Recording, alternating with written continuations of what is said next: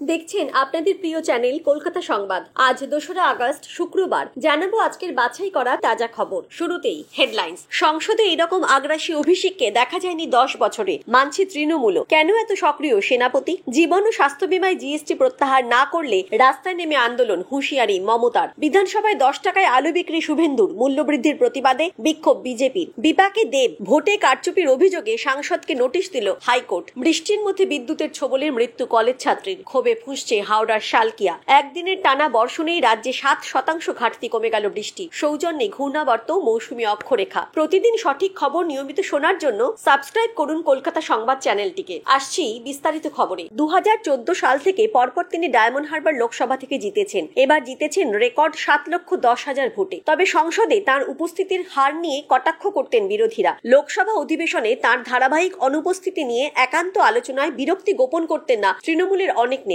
কিন্তু তৃতীয় নরেন্দ্র মোদী সরকারের শুরু থেকে ডায়মন্ড হারবারের তৃণমূল সাংসদ তথা দলের সেনাপতি অভিষেক বন্দ্যোপাধ্যায় সংসদে যে ভূমিকা নিচ্ছেন তা দেখে তৃণমূলের অনেকেই মানছেন গত 10 বছরে এই ভূমিকায় কখনো দেখা যায়নি তাকে। এতটাই যে দলের অনেকের মতে অভিষেকই এখন তৃণমূলের সংসদীয় দলের অঘোষিত নেতা। তার সক্রিয়তার জেরে কার্যত ম্লান লোকসভার নেতা সুদীপ বন্দ্যোপাধ্যায়। আর রাজ্যসভার নেতা ডেরেক ও ব্রায়েন দলের অন্দরে অভিষেকের আস্থাভাজন বলেই পরিচিত। বাজেটের উপর বক্তৃতায় তৃণমূলের তরফে অভিষেকই ছিলেন প্রথম বক্তা। বক্তৃতার আগের দিন নিজেই তা ঘোষণা করেছিলেন। সেই বক্তৃতার ঝাঁঝ নিয়ে জাতীয় রাজনীতিতে বিস্তর আলোচনা হয়েছে। শুধু বক্তৃতা নয়, সংসদের বাইরে সংবাদ মাধ্যমের সঙ্গে কথা বলার সময়ও মোদী তথা বিজেপি বিরোধিতায় যে আগ্রাসী রূপ অভিষেক দেখাচ্ছেন তাতে আরো স্পষ্ট হয়ে গিয়েছে যে গত 10 বছরের সঙ্গে এবারের সাংসদ অভিষেকের ফারাক। সংসদের অধিবেশন শুরুর পর থেকেই অভিষেক নানা ভূমিকায় অবতীর্ণ হয়েছেন। কখনো স্পিকার নির্বাচন নিয়ে কংগ্রেসের প্রার্থী ঘোষণা করে দেওয়াকে সোজাসুজি একতরফা সিদ্ধান্ত বলে দিয়েছেন, আবার কখনো বলেছেন বিজেপি তথা এনডিএ এর খাতায় কলমে যে সংখ্যা রয়েছে তা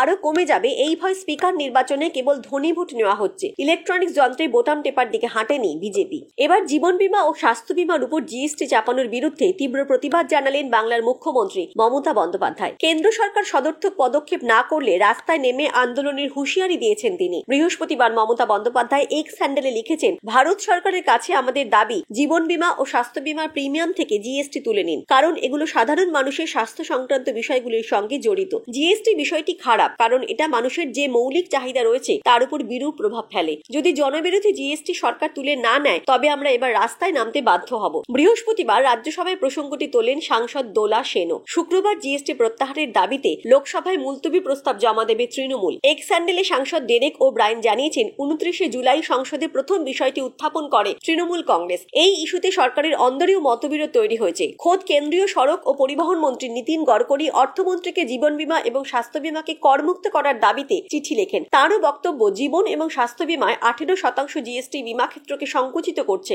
একই সঙ্গে প্রবীণ নাগরিকদের সমস্যার মুখে ফেলছে। তাছাড়া এই দুটি ক্ষেত্রই স্পর্শকাতর। বর্তমানে জীবন বীমা এবং স্বাস্থ্য বীমার প্রিমিয়ামের উপর 18% জিএসটি দিতে হয়। প্রিয় দর্শক, আমরা এই ভিডিওটা 4000 লাইক এবং 3000 সাবস্ক্রাইবার টার্গেট করছি। আশা করি আপনারা আমাদের টার্গেটটি সম্পূর্ণ করবেন এবং আপনি কোন জেলা থেকে আমাদের খবরটি নিয়মিত শুনছেন অবশ্যই কমেন্ট করে জানাবেন। ফিরে আসছি পরবর্তী খবরে। হু হু করে বাড়ছে নিত্য প্রয়োজনীয় সামগ্রিক দাম। দ্রব্যমূল্য বৃদ্ধির প্রতিবাদে বিধানসভায় ওয়াকআউট বিজেপির। বিধানসভার গেটে অভিনব বিক্ষোভ দেখালো পদ্ম শিবির। বিরোধী দলনেতা শুভেন্দু অধিকারীর উদ্যোগে প্রতীকী সবজি বিক্রি করা হয়, 10 টাকায় আলু বিক্রি করেন তারা। মূল্য বৃদ্ধির প্রতিবাদে শুক্রবার বিধানসভায় মুলতবি প্রস্তাব পেশ করেন বিজেপি। তা নিয়ে আলোচনা চলছিল বিধানসভায়। সেই সময় অধিবেশন কক্ষ থেকে ওয়াকআউট করে গেরুয়া শিবির। গলায় সবজির প্ল্যাকার্ড লাগিয়ে 10 টাকা কেজি দরে আলু বিক্রি করেন শুভেন্দু অধিকারী। প্রতীকী সবজি বিক্রির সময় শুভেন্দু বলেন, 20 1 পাউচ, 20 দুগুনি আলু, 3 কুড়ি টমেটো, 5 কুড়ি ক্যাপসিকাম, 7 কুড়ি রসুন, 8 কুড়ি আদা, 9 কুড়ি মটরশুটি, 20 10 মুরগি। বিজেপি বিধায়ক অগ্নিমিত্রা পলের অভিযোগ, চাষিরা দাম পাচ্ছেন না, অথচ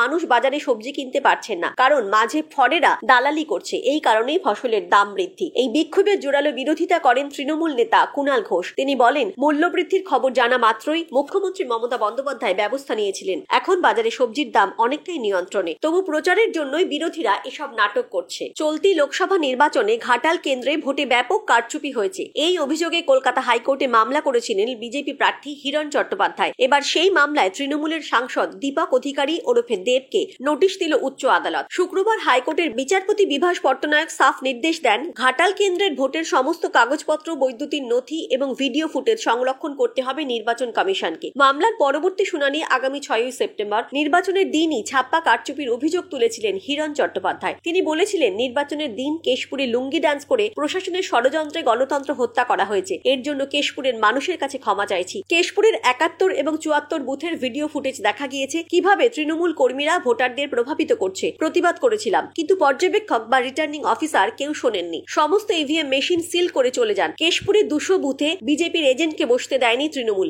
খুল্লা ছাপ্পা মেরেছে। যদিও হিরণের অভিযোগ উড়িয়ে দিয়েছিল জোড়াফুল শিবির। এক প্রকার বাধ্য হয়েই হাইকোর্টের দ্বারস্থ হয়েছিলেন হিরণ। আজ তার নোটিশ পৌঁছলো দেবের কাছে। উল্লেখ্য, ঘাটালি নয়, কোচবিহার, বসিরহাট, ডায়মন্ড হারবার এবং আরামবাগ এই 5 লোকসভা কেন্দ্রে নির্বাচনে কারচুপির অভিযোগে মামলা বিজেপির তরফে মামলা করা হয়েছে হাইকোর্টে। ওই 5 মামলা 5 জন পৃথক বিচারপতির বেঞ্চে পাঠান প্রধান বিচারপতি টি.এস. শিবজ্ঞানম। বৃষ্টির মধ্যে বিদ্যুৎপৃষ্ট হয়ে মৃত্যু হলো এক কলেজ ছাত্রীর। বৃহস্পতিবার রাতে মর্মান্তিক ঘটনাটি ঘটে শালকিয়ার তাঁতিপাড়া এলাকায়। গোটা ঘটনার তদন্ত শুরু করেছে মালি পাঁচঘরা থানার পুলিশ। স্থানীয় সূত্রে জানা গেছে, রাত 9টা নাগাদ শালকিয়া বাধাঘাট মোড়ের কাছে তাঁতিপাড়ার পূরবী দাস নামে বছর 22-এর এক তরুণী তার বোনের সঙ্গে জন্মদিনের অনুষ্ঠানে যাচ্ছিল। বাড়ি থেকে কিছুটা দূরেই তার বাবার দোকান। দোকানের সামনে আসতেই হঠাৎই বিদ্যুৎপৃষ্ট হয়ে জলমগ্ন রাস্তায় ছিটকে পড়ে সে। ওই তরুণীর বাবা সেই সময় নিজের দোকানে বসে ব্যবসার কাজ করছিলেন। চিৎকার শুনে ছুটে দোকানের বাইরে বেরিয়ে আসেন তিনি। মেয়েকে উদ্ধারের চেষ্টা করতে গিয়ে তিনি নিজেও বিদ্যুৎপৃষ্ট হয়ে রাস্তায় ছিটকে পড়েন। বাবা মেয়েকে পড়ে থাকতে দেখে ছুটে আসেন স্থানীয় মানুষজন। খবর দেওয়া হয় থানায়। দুজনকেই গোলাবাড়ি থানা এলাকার এক বেসরকারি হাসপাতালে নিয়ে যাওয়া হয়। খবর পেয়ে ঘটনাস্থলে ছুটে আসে মালি পাঁচঘরা থানার পুলিশ। সিইএসসি কে খবর দিলে কর্মীরা এসে বিদ্যুৎ সংযোগ ছিন্ন করেন। প্রাথমিক তদন্তে পুলিশের অনুমান, সামনের বৈদ্যুতিক পোলে তার কাটা অবস্থায় ঝুলছিল।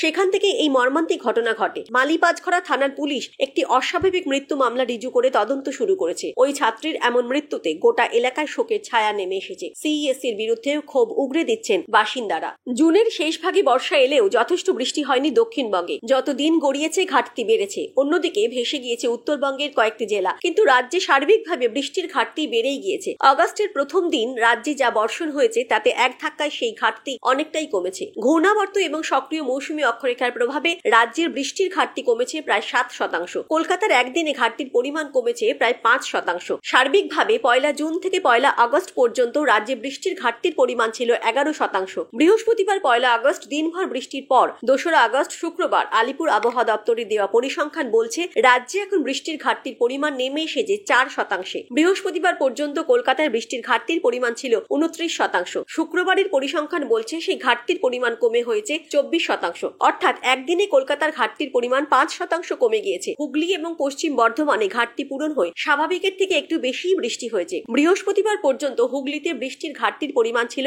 16%। শুক্রবার হাওয়া অফিস যে পরিসংখ্যান দিয়েছে তাতে দেখা গিয়েছে হুগলিতে 5% বেশি বৃষ্টি হয়েছে। বৃহস্পতিবার পর্যন্ত পশ্চিম বর্ধমানে ঘাটতির পরিমাণ ছিল 26%। শুক্রবারের পরিসংখ্যান বলছে সেখানে 1% বেশি বৃষ্টি হয়েছে। গত একদিনে ঘাটতি পূরণের পর অতিরিক্ত বৃষ্টি হয়েছে ওই জেলায়। খবর এখন এই পর্যন্তই। পরবর্তী খবরগুলো সবার প্রথমে পেতে আমাদের চ্যানেলটিকে সাবস্ক্রাইব করুন।